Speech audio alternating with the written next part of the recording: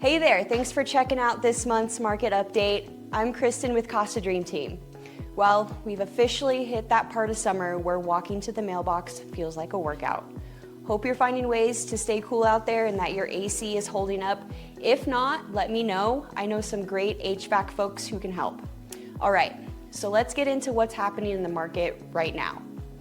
The headlines are saying inventory is rising, and they're not wrong. But as always, the real story is in the context.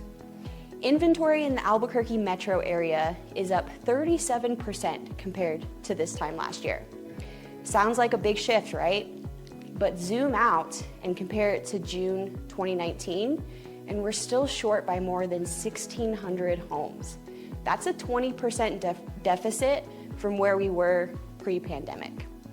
So even though buyers have more options today than a year ago, we're still operating in a historically low inventory market.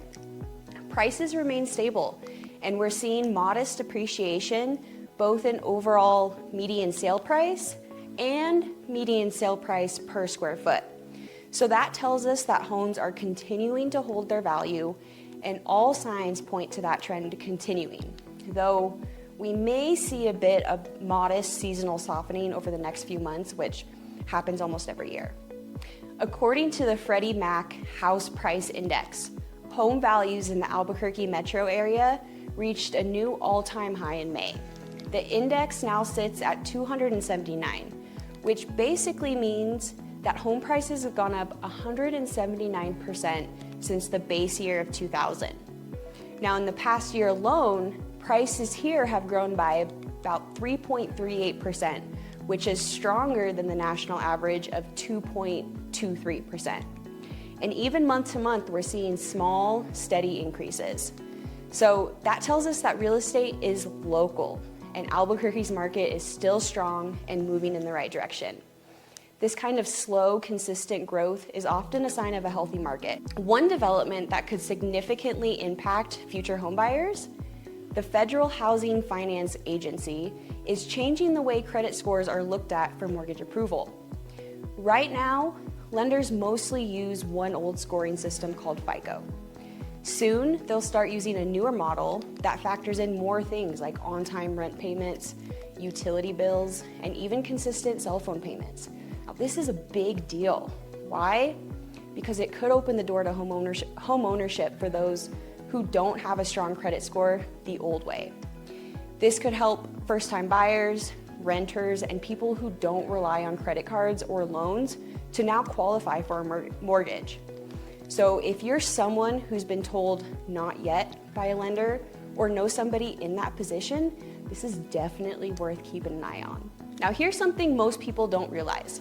Every time a home is sold in New Mexico, it creates real, measurable economic impact.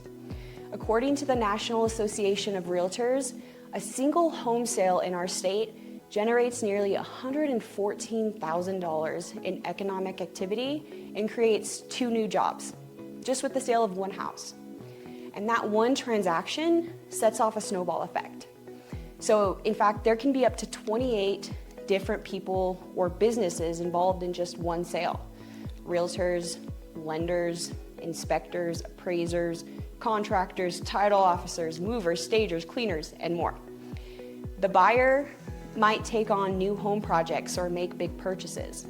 The seller might build, renovate, or relocate. Even local businesses like hardware stores, landscapers, and restaurants feel the ripple effect.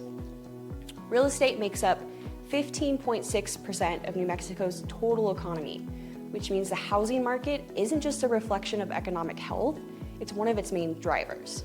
So that's the scoop for July. If you ever want to chat about how all this applies to you, or if someone you know has questions about buying, selling, or just needs a good contractor recommendation, I'm always happy to help however I can. Thanks for tuning in.